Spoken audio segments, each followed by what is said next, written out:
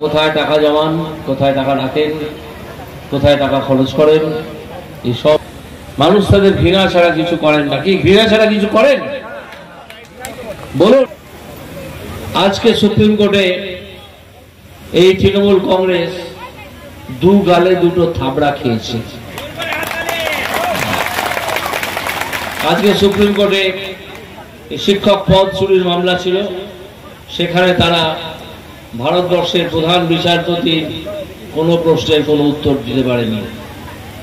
তারা আমার নাম করে বলতে গিয়েছিল যে ওই জাস্টিস গঙ্গোপাধ্যায় বলে একজন ছিলেন, তিনি এখন বিজেপিতে জয়েন করেছেন, তাদেরকে সপাটে মুখের ওপর চিফ জাস্টিস বলে দিয়েছেন যে কাদা ছোড়াছুড়ির জায়গা এটা নয়, এখানে কাদা ছুড়বেন না।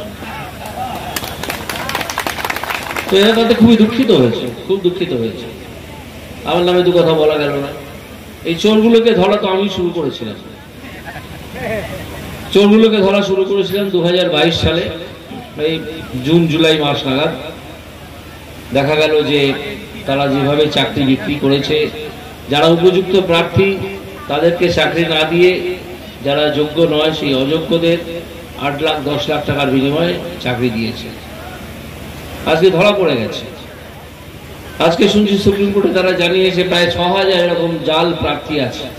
ভাবুন, 6000 ইন্টু 6000কে গুণ করুন 8 লাখ টাকা দিয়ে, 4800 কোটি টাকা, 4800 কোটি টাকা দাঁড়ায় পুরো ব্যাপারটা। এর সঙ্গে তো যুক্ত হবে প্রাথমিকের আমি প্রাথমিকের যে চেয়ারম্যান ছিল মানিক ভট্টাচার্য, তাকে জেলে পাঠিয়ে এসেছিলাম, সে এখনো জেলেই আছে। আর আর মামলার হিয়ারিং এখন ফুল ফেজেড হিয়ারিং শুরু হয়ে গেছে। এইবার বোঝা যাবে যে কত জল ছিল আর কতটা দুধ ছিল। যখন হিয়ারিং হবে তখন দুধ কা দুধ জল কা জল ঠিক হয়ে যাবে। এই তৃণমূল খাদ্যও চুরি করেছে। এরা চুরি ছাড়া আর কিছু জানে না।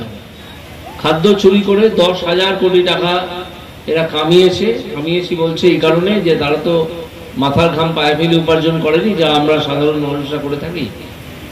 কামিয়ে আর সেটাকে লুকিয়ে রাখতে পারেনি, সেটা শেষ পর্যন্ত ধরা পড়ে গেছে। তাদের খাদ্যমন্ত্রী জেলে গড়াগড়ি খাচ্ছে। এর আগে আমি যখন ধরেছিলাম তখন শিক্ষামন্ত্রী জেলে গড়াগড়ি খাচ্ছে। আপনারা ভেবে দেখুন, একটা সরকারের দুটো মন্ত্রী, একটা খাদ্যমন্ত্রী একটা শিক্ষামন্ত্রী, তারা জেলে গড়াগড়ি খাচ্ছে।